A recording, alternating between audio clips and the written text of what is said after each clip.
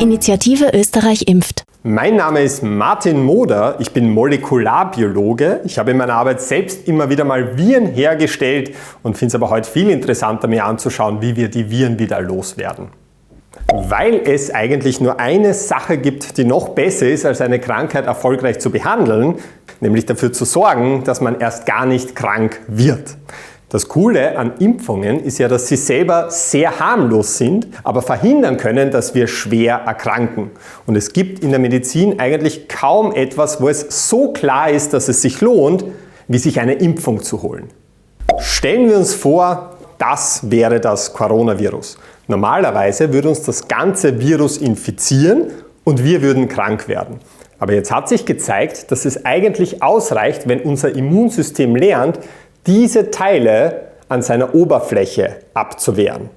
Dann kann unser Immunsystem das ganze Virus daran hindern, uns zu infizieren und wir sind immun und können nicht mehr krank werden. Und jetzt gibt es ja verschiedene Arten von Impfungen und die einzige Art, auf die sich die eigentlich unterscheiden, ist, auf welche Weise sie dieses Teil in unseren Körper einbringen. Das hat eigentlich zwei Gründe. Der erste Grund ist, dass wir einfach wissen, dass diese Krankheit bei jungen Leuten keine so große Tragödie ist. Und wenn man jetzt noch keine 16 Jahre alt ist, dann ist eine Coronavirus-Infektion meistens gar nicht so schlimm. Der zweite Grund ist, dass es eigentlich üblich ist, wenn man so neue Impfungen entwickelt, dass man sie nicht gleich an den Allerjüngsten testet. Und deshalb hat man da einfach noch nicht so viele Daten, und die holen wir erst langsam alle nach und es ist aber schon vorgesehen, dass wenn dann genug so Daten vorhanden sind, man den Jungen auch die Möglichkeit geben wird, sich die Impfung zu holen, wenn sie das möchten. Die Pandemie wird dann zu Ende sein, wenn sich ausreichend Menschen haben impfen lassen.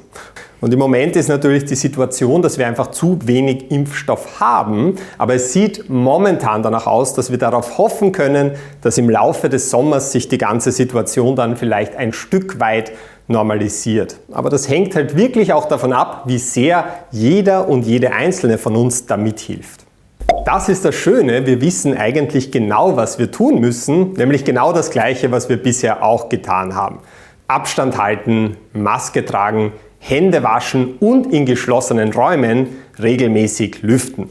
Dann kommen wir gut durch die nächsten Wochen und Monate und den Rest erledigt dann die Impfung.